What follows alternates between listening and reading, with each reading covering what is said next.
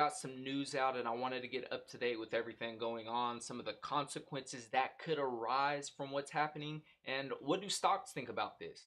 So, welcome everybody. Sit tight. Hope this video is valuable and thanks for hanging out. Appreciate you being here. So, if you've been living under a rock, you probably don't know that the US has struck Iran. Few different nuclear sites were attacked. So after the US struck Iran's most fortified nuclear sites with the ingredients to create these nuclear weapons, we're left with this question as to what's going to happen. How will Iran like how will they react to this? We don't know yet. So will they strike back and now they're at war with the US and Israel, or will they just completely surrender and give up their mission that they've been on? Leaders in Europe urged Iran not to respond in a way that would destabilize the region, while President Trump gave no ground on his demand for Iran to agree on the US terms for a peace deal. The Iran's missile arsenal and military infrastructure have been degraded by Israel's military strikes this month, with Israel claiming to have destroyed half of the country's missile launchers, but the exact extent remains unclear. And Iran possesses other means to strike back, such as cyber attacks and possibly terrorist proxies, or disrupting the oil shipping in the Strait of Hormuz. Uncertainty over how Iran might respond had stock and oil markets on edge, with US futures moving slightly lower. Now, there's more to unpack and we're going to continue getting into this, but there's some other news to know just as we go forward. So the Iranian foreign minister said he planned to fly to Moscow and would meet with Russian President Vladimir Putin tomorrow morning for consultations on how to proceed. So it seems like they're trying to get Russia involved. Vice President J.D. Vance signaled Iran's stockpile of enriched uranium is still intact and in Iranian control. So what could they do with that if there's still some of these ingredients out there lingering? If there's anything at all, right? Like, I don't know. I'm just here presenting what's on this news page. Israel was making progress towards destroying Iran's nuclear threat and ballistic missile threat, is what we've heard from the Prime Minister. We are moving step after step to achieve these goals. We are very, very close to completing them, he said. Saudi Arabia, Iraq, and Oman, I think is how you pronounce that, joined the head of the United Nations in condemning the US strikes. So there's all of these other, hey, what up, Duality? How you doing, man? Appreciate you being here. Now, it seems like companies aren't too fond of what's going on with these US strikes, and especially with kind of how they went about. Like, it's like, hey, we're going to send these jets over there, these bombers over there. They're just going to sit tight, no orders to strike. And then it's like, hey, we'll give you 2 weeks. And then it's like 2 weeks came and by in 2 days somehow and we attacked. So that was kind of sneaky, but I understand. And there were some words, and we'll get into that, but they're really waiting on a response to see what will happen, if this will escalate or de-escalate. And like I said, we'll continue down this talk. So Trump is talking regime change regarding Iran. He pretty much said that he's not with that. He wants to make Iran great again rather than a regime change. And he said that the US, when they striked, it wasn't like an act of war towards Iran rather than an act of war towards their nuclear program. Like, they clearly said they don't want them to have a nuclear weapon. They don't want them working on nuclear weapons.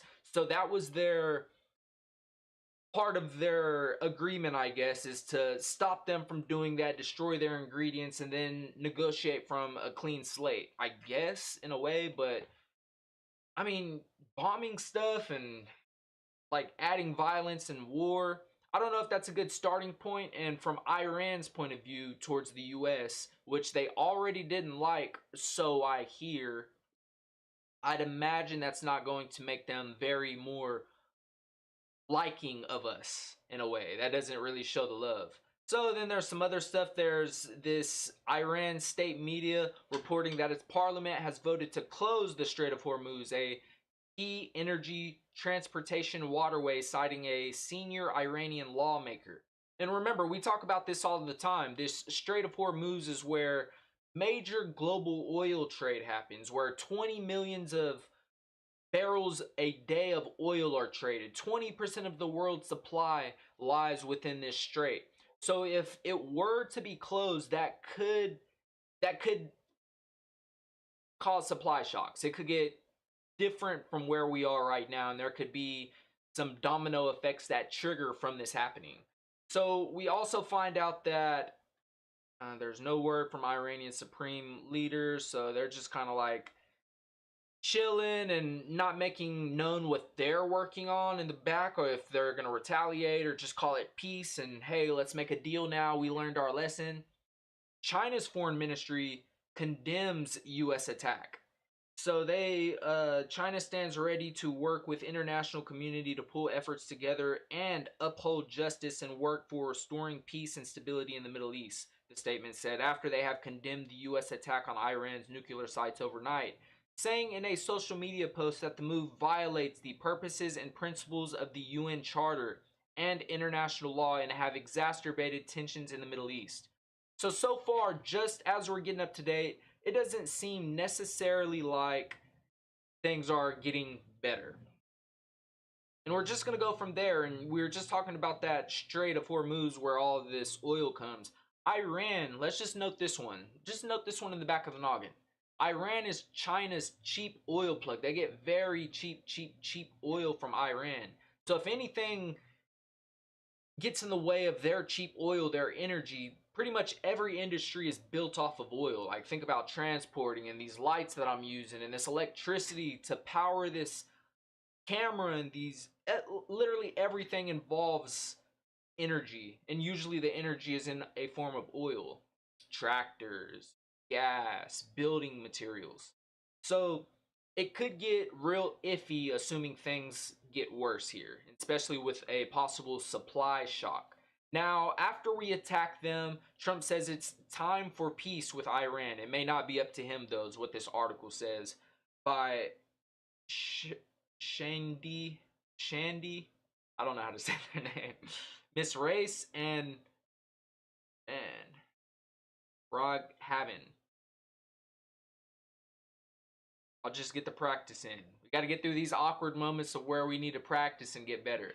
And with pronouncing some of these words and names on here, that is where it's kind of tough for me. Iran could escalate, dragging the U.S. deeper into battle, or it could focus on a war of attribution, or at art attrition. What is this? What does this word mean? Let's look this one up, and just for the heck of it, let's look up the word condemn. Because remember, y'all, we're learning together. That's the whole purpose of being here and doing these streams and hanging out, is we're learning. And then we got to get to this Thunder and Pacers game and see what's going on with that. Let's hope Thunder wins, by the way. Takes it all to the cup.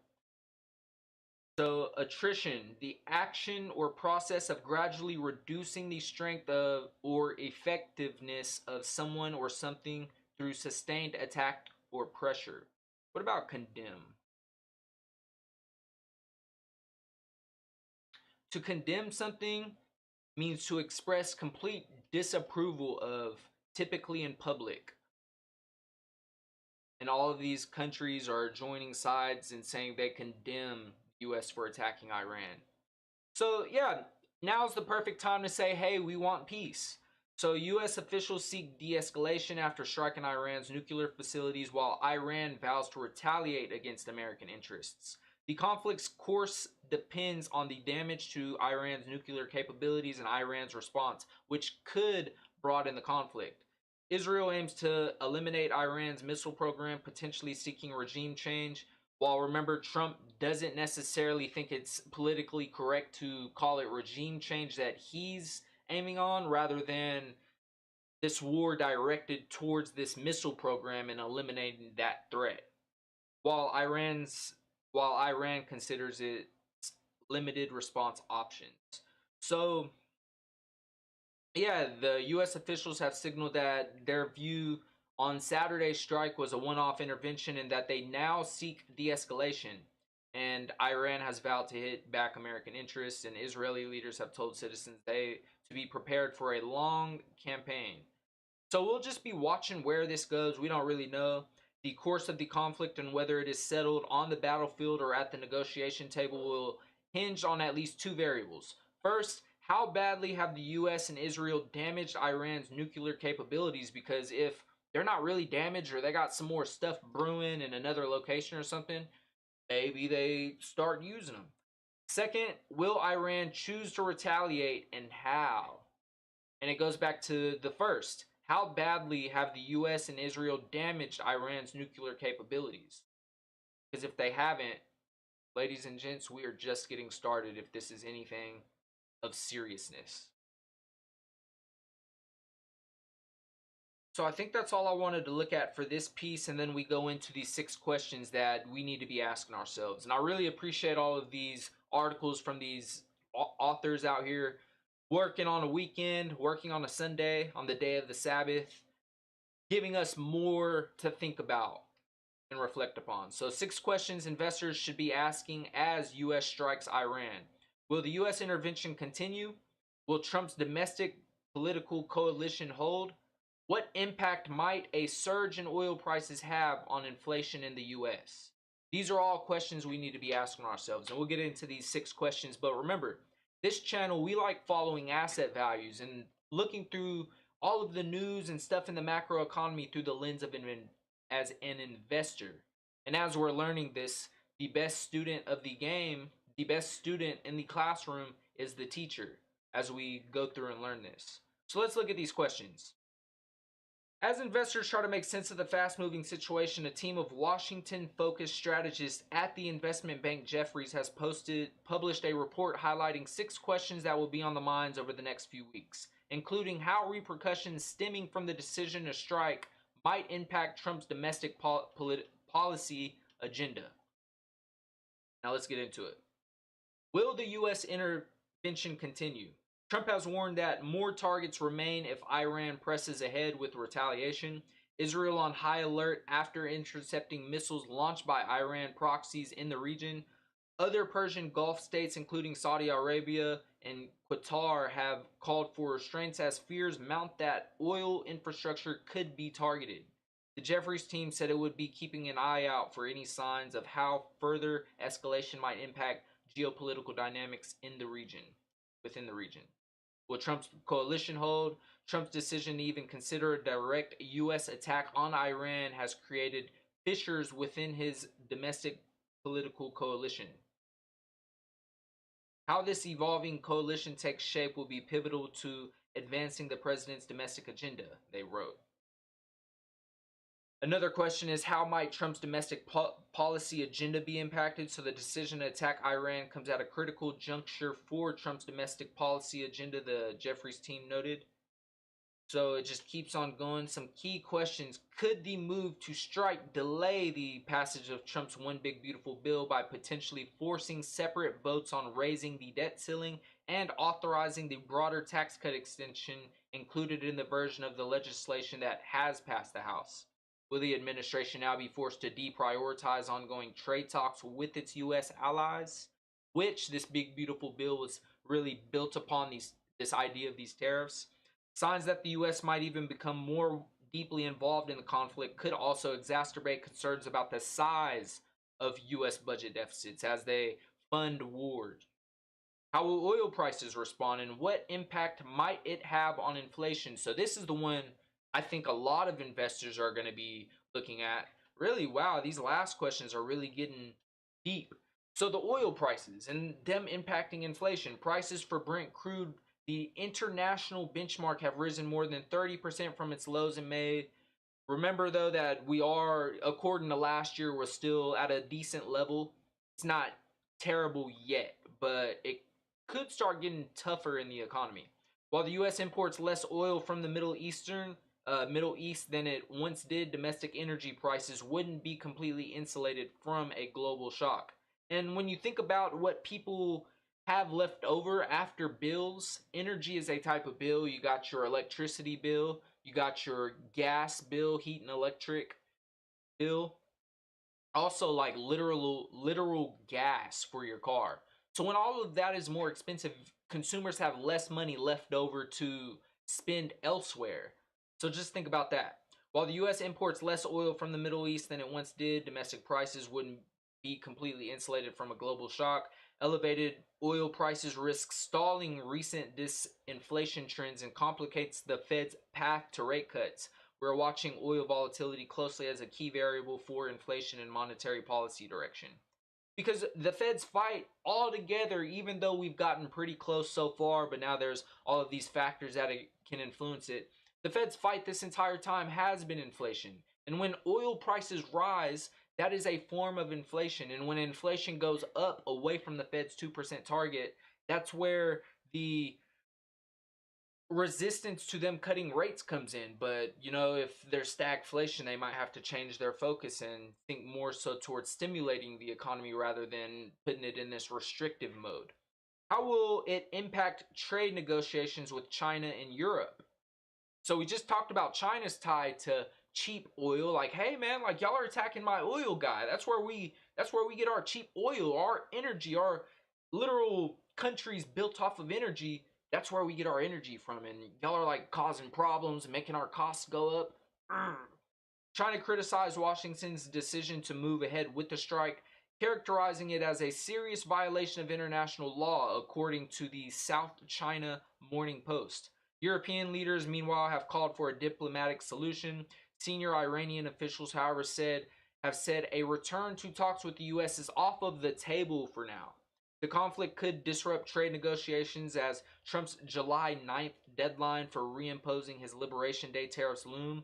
Trade talks between the U.S. and China are also facing an August 12th resolution. How will this conflict change all of this? I'd say, though, in a way, Trump needed to do something because he needed to get away from the reputation that he's been building regarding this taco trade. Trump always chickens out. And when you earn this reputation, it's hard to get away from that because everybody calls your bluff and thinks you're kidding, or you're not going to put the you're not going to walk the walk. You're just talking. You're not going to walk that talk. So when Trump always chickens out, you got to do something to really get away from that. Think about the deals with Harvard, the deals with all of these other countries, China, Europe, and all of the other ones.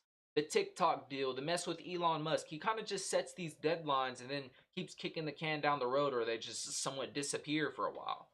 So I think he needed to do something, although I don't know if that something should have been, in this case, literally attacking another country. I mean, I don't know. There's a lot of factors that I may not know and that it would be impossible for me to know, and I don't know the full story, but we're just going through this together. Now, another question. Did Trump overstep constitutional limits by ordering the strike?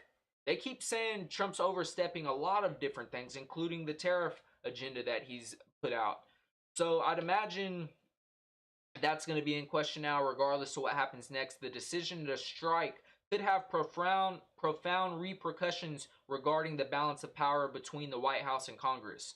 According to Jeffries, the strike has helped fuel concerns among lawmakers that Trump might have overstepped. The War Powers Resolution requires the president to notify Congress within 48 hours of involving U.S. forces in hostilities while limiting unauthorized action to 60 days. The Trump administration has already pushed the bounds of Constitution authority by relying on the unitary executive theory. This decision has received some validation by the Supreme Court, although so far the court has only addressed the issue with emergency rulings. A ruling on whether the president has the power to expand U.S. involvement could dramatically reshape the balance of power between the executive branch and Congress when it comes to national security related issues. Wow, all of this is a mouthful. But it doesn't stop yet, because how will, like, for one, does this even matter to markets? And if so, where do we go from this if this does matter for markets? So pretty much with this article right here, will the U.S. bombing of Iran actually matter for markets, by Mr. Forsyth? What he's pretty much pointing out is that usually in history, geopolitical risk is a buy the dip opportunity because of this meme, that the nothing ever happens meme that has taking hold in financial markets will get its most severe test after the U.S. bombing of nuclear sites in Iran this past weekend. So pretty much whatever whenever there's been these conflicts that have happened, even in relation to other oil and Middle Eastern conflicts and war and COVID and all of this stuff that's gone on, we've all read the articles. Nothing really ever happens. And like, if we go look at stocks on an all-time chart, they're higher than they have been in the past, usually.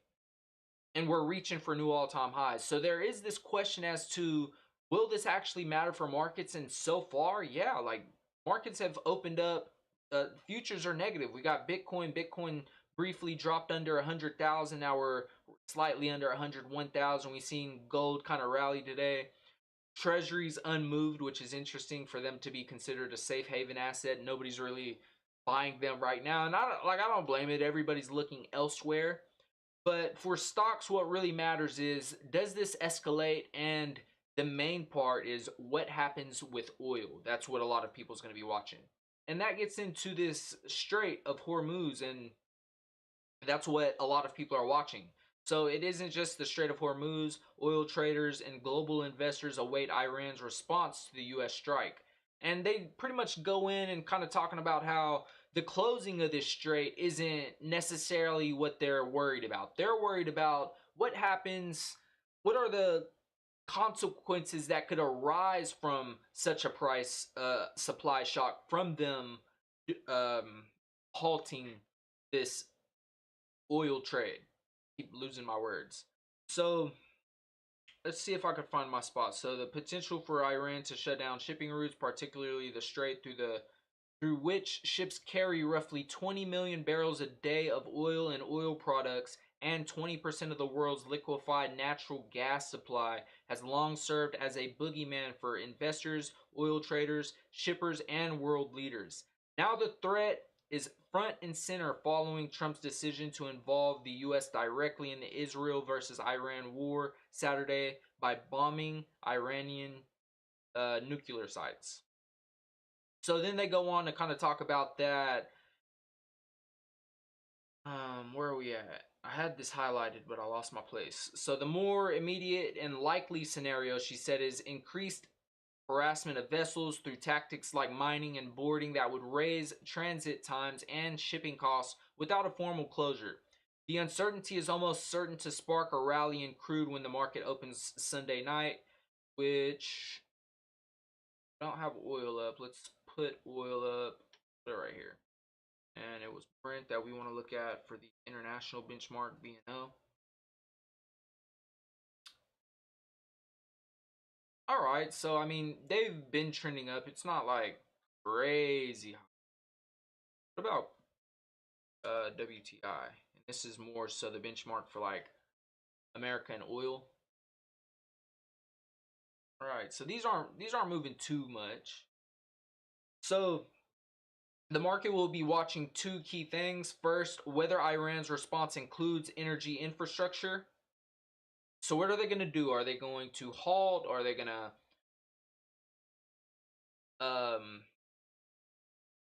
what's the other word I'm looking for? Are they going to intrude upon? Might be a good word. Second, any if it does,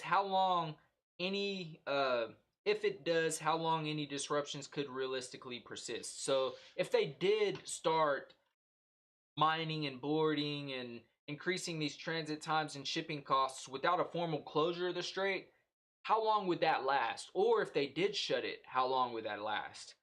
So then they kind of go on and kind of talk about the worst case scenario. We could see oil prices spike to $130 a barrel and shave zero point 0.8 percentage points off of global gross domestic product.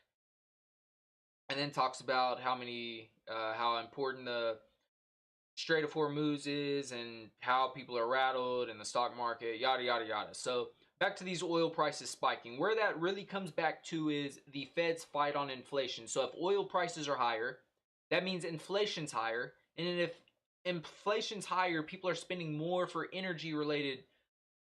Technically, everybody and everything's paying more for everything, because then it costs more to ship stuff, and then it costs more to just go to work and then power the lights on and have the AC on this historically hot summer for some of these places as it's getting really hot. People have less money left over to spend other places, so that even further adds to the effect of them saving money or spending less money in certain sectors, and it goes into the stock market and earnings and all of that. And that comes right as many people are. So this piece right here, S&P 500 may be up in June, but Iran attacks and tariff fears are good reasons to rethink this risk. And this article pretty much goes on to say that it's not worth taking on all the risk right now. The risk and rewards pretty off. The US stock market appears vulnerable to pullbacks partly because of still uncertain tariff policy. So let's think of this stacked cake. Let's read this first. With the White House's pause on certain levies due to expire in July, on top of that, lingering worry, rising tensions in the Middle East kept investors on edge heading into the weekend as Trump publicly weighed a strike on Iran. And then at the bottom, now is not the time to take on a bunch of risk. The risk and reward just isn't all of that favorable anymore. So let's think about this cake that we got brewing. At the bottom cake, at the base. So these are all problems in the face of the economy right now. So just because we've got another stack on top of the cake doesn't mean the problem prior has disappeared. So the first one, the Fed with these dang high interest rates. Like, man, have you thought of trying to buy a house right now? Like 7% interest rates? And then on top of that, so the Fed's real hawkish and got a chokehold on the economy and really trying to slow down inflation, which we're getting pretty close. We've seen inflation cool. We've gotten closer to their target rather than away. But with the tariffs, the second piece of the pie or cake on top of the base. So we got the Fed and interest rates and inflation. On top of that, we got tariffs and government spending, which both cause inflation and cause the Fed not to want to cut rates and increase costs for everybody. So costs are already high, borrowing costs are already high, and that's just another worry for the economy. So on top of that, tariffs cause inflation and raise costs. So that's further away from the Fed's target. Then on top of that, on top of both of those things, a new worry, the Israel and Iran war and what happens and arises out of that. So those are just more and more worries to have. So, an oil shock is more likely to result in rate cuts with a delay than rate hikes. If you listen to Powell in the past 5 years responding to temporary geopolitical shocks isn't part of his playbook, rightfully so. Non-demand driven oil shocks lead to demand destruction, in my opinion. It's been a long time since we've seen one.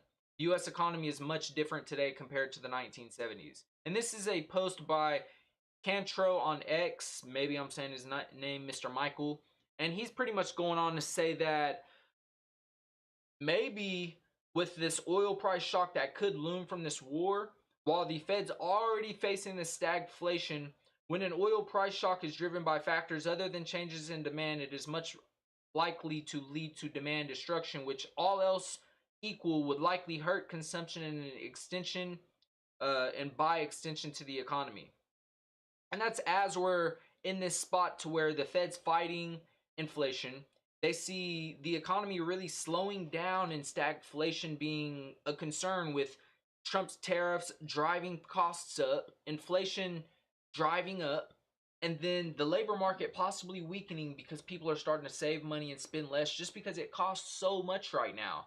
So rather than going to buy the new bed or the house with the 7% interest rate, or a new car or any of these goods that costs a lot, and if we're going to finance it because we don't have the money to pay for this good or service that costs a lot already, we can't finance it because financing costs are super expensive. So that really slows down the need for workers and then inventory and investment coming from businesses, and it just puts the economy in a pickle. So at the same time of having higher inflation expectations due to this huge cake we got that we've just talked about with the 3 different layers that could be damaging for the economy. At the same time, we got a weakening economy, and that's what the Fed's forecasting. A weakening economy with inflation. And that's stagflation. That's really a tough situation to be in. So that would just put the Fed at a spot to where, hey, we're gonna have to see what happens here. We don't know what could happen.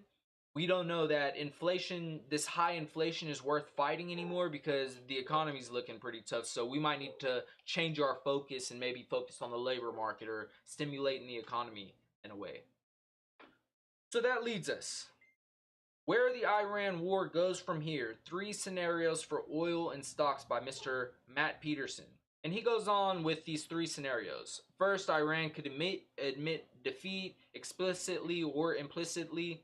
The relative geopolitical calm would ease pressure on oil prices and allow stocks to continue on their bullish path.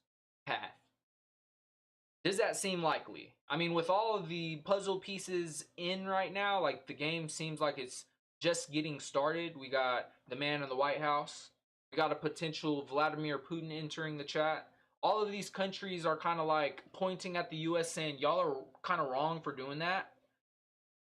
And the Iran nuclear weapons and formulas aren't even known. Like, we don't know that we've even destroyed everything they got. Like, we don't know if they're going to retaliate and what they'd retaliate with, assuming they might still have nuclear weapons stored away somewhere, means to create those.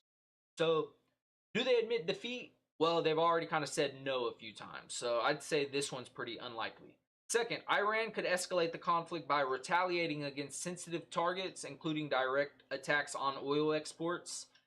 The ensuing economic harm could range from modest to severe depending on how the conflict spreads. So that goes back to oil and the Strait of Hormuz. What do? Do they just kind of like attacks and cause prices to escalate by slowing down the trade and what we were discussing earlier? Or do they completely halt it? 20% of global oil trade. And how does that really play into the fact? So the price of oil, where that goes, could determine how modest or severe. Like we just seen 130 could be per barrel could be pretty tough, 120 to 140 a barrel versus 100. Like that would be tough, but that would be more modest versus the 150 a barrel. Iran could go through some version of regime change through a coup, a domestic uprising, or some other unforeseen circumstances. How that plays out could be difficult to forecast. So then that's just like the unknown. Like literally anything could happen. And I'd say that could get very scary. So those are some of the scenarios that could play out, and what it could mean for stocks is, I mean, just think about it. First, wouldn't be as bad. Stocks could go up. Second, I mean, it could be bad. It could be worse. But number three, like that could be pretty cataclysmic, and who knows where we could go. So what do we got left? So yeah. Right as all of this is happening with the cake and the question as to where we go with these different scenarios and how bad it actually gets out there, this is at the same time that ordinary investors are souring on big tech. So they're pretty much talking about in this article by Hannah Lang that investors are getting uninterested with the Mag 7, like it's did pretty good. Who knows if there's much steam left? We're checking out other stuff, like even international assets. We're not so fond of the US assets right now, which are near all-time highs with just this mess going on. Like it just doesn't stop. And then stocks altogether are pretty expensive. Let's pull up the NASDAQ 100, so top 100 companies right here. And with them being near all-time highs, with them being expensive, with this cake with three layers, with all of this mess and uncertainty going on, in a vulnerable stock market, who knows where we go? So that's leading a lot of investors to look elsewhere. I don't blame them at all. Like honestly, I don't own very many stocks at all right now. Like of course I'm pretty young. I still got a pretty small portfolio, but I'm more interested in CDs and bonds right now and just kind of more so your cash plays. Just, and of course this isn't a financial recommendation. I'm not a financial advisor or even a professional. I'm just sitting here learning. Like y'all heard how I've pronounced some of these words, and like I'm here to learn each and every day. So don't take what I'm doing as for something you should be doing, but I'm just being transparent. Like I'm pretty bearish this market right now, and I don't think that's all bad. Like I think a lot of what's going on right now is bad between countries and people and not spreading love and grace. and joy and happiness and optimism rather than war and unhappiness and like arguments, and it's just a lot of this back and forth. I'm not a fan of that. But but I'm bearish of the stock market. So if like I think that we could see these levels again, like or even these levels again, who knows if it could happen again or not, but if we're here watching it and every day just seeing what could arise out of this, we just kind of go from there. So I think anybody who's prepared for a possible drop, like I'm okay missing out on a few gains in the face that the gains are super limited versus the drop, like the opportunity cost of both sides and the likelihood, like do we run another 20% or do we drop 5, 10, 20%? Like 5 years in a row of 20% or 25% if you look at some of these stock indices. I believe like the S&P 500 or even this NASDAQ 100, how much they've grown and compounded over the last 4 to 5 years. And it goes to ask, what do you expect out of the stock market return wise, like every single year? Does it continue doing that every year? Or are there going to be some periods of time where it underperforms or even is negative? Like, it goes back to that thing, the buy the dip mentality. Do we just continue like buying the dip and nothing bad ever happens? Or does sometimes like we touch the stove, the burner, and we burned our hand? Like, yeah, our hand might not fall off. It'll get better. Like we still got our hand and the burn will go away eventually. But it'll be that week or two or the month of getting better and going through the pain. And honestly, y'all, that's kind of what I feel like we're gonna have to go through is a little bit of pain. So y'all, thanks for hanging out with me. That's what I got for today. We got a busy week coming up. I doubt the data even matters now. It's more so like new shiny object just entered the chat. So on top of all of the other stuff, I mean, we can make more cakes, but now how Iran and some of these other countries react is now what everybody's going to be paying attention to and focusing on. Where we go from here. So everybody be safe. Spread love and joy when you can. It's not all doom and gloom out there. Also, there might be blood in the streets if you're looking at the stock market, assuming this escalates rather than de-escalating. But who knows? Maybe all this could completely go away tomorrow and then back to reaching for new all-time highs. That's what we don't know. But what we're doing here each and every day is trying to get a picture, an idea of what's going on. And in my opinion, stagflation, high interest rates, high costs. I mean, I guess like people still keeping their jobs unless you're like a recent college graduate who can't find a job, or if you're unemployed and can't find a job, then it's kind of tough for you. But for the people who have jobs right now and making money and not necessarily looking at their stock portfolios, it's not terrible out there. Unless you're in the middle of these like wars going on, which hope this stuff blows over pretty quickly. It doesn't get worse, but like I said, that's what we don't know. But we'll keep on learning. We'll keep on covering what happens each and every day, y'all. Hope your day's great. Hope your week's great. And